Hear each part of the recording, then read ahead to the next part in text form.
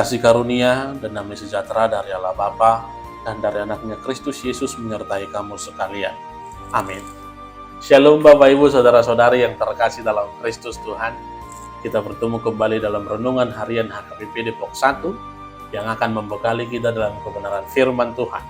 Sebelum kita melakukan tugas dan tanggung jawab kita dalam satu hari ini, firman Allah, kabar sukacita, tertulis dalam Matius 14 ayat 14. Dengarkanlah firman-Nya.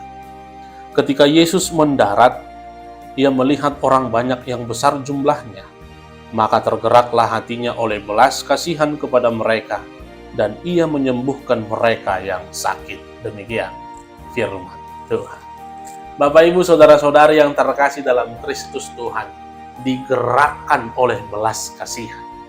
Itulah kedatangan Yesus ke dunia ini. Allah melihat dunia ini dan segala isinya, terlebih manusia sudah semakin berdosa. Setiap hari dosa manusia semakin menumpuk yang akan membawa mereka ke jurang maut, kepada kematian kekal itu.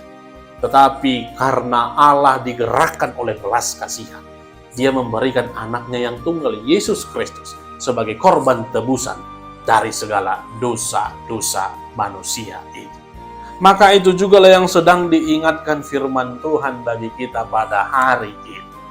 Di mana pada saat itu ketika Yesus menyendiri, setelah Dia mengetahui kematian saudaranya Yohanes, Dia mau mendarat, Dia telah melihat orang banyak berbondong-bondong datang kepadanya, membutuhkan belas kasihan Yesus.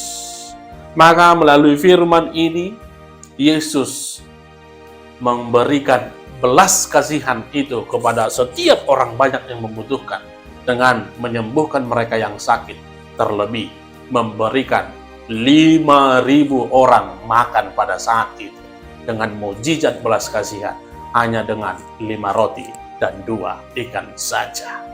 Dan pada saat itulah pertama sekalinya Yesus mengajarkan kepada ke-12 muridnya untuk boleh digerakkan oleh belas kasihan.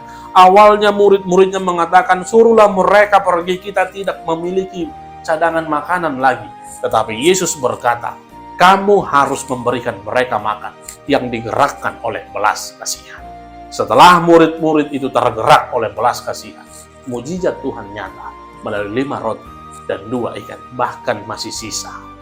Maka firman Tuhan hari ini memanggil kita juga sebagai orang-orang yang telah terlebih dahulu mendapatkan belas kasihan Tuhan. Milikilah belas kasihan itu.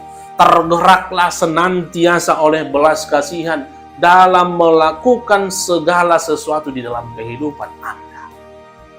Ketika kita digerakkan oleh belas kasihan, maka Tuhan akan memampukan kita. Yang tadinya seolah-olah kita tidak mampu melakukan itu, tetapi ketika kita digerakkan oleh belas kasihan, kita akan dimampukan oleh Tuhan. Maka jangan tunggu terlebih dahulu mukjizat terjadi, tetapi yang terlebih dahulu kita lakukan, kita harus digerakkan oleh belas kasihan. Ketika hidup kita boleh digerakkan oleh belas kasihan dalam melakukan sesuatu, dalam membantu siapapun dan kapanpun itu, niscaya mukjizat Tuhan akan terjadi. Selamat memiliki belas kasihan. Tuhan Yesus menyertai. Kita berdoa. Terima kasih Bapa.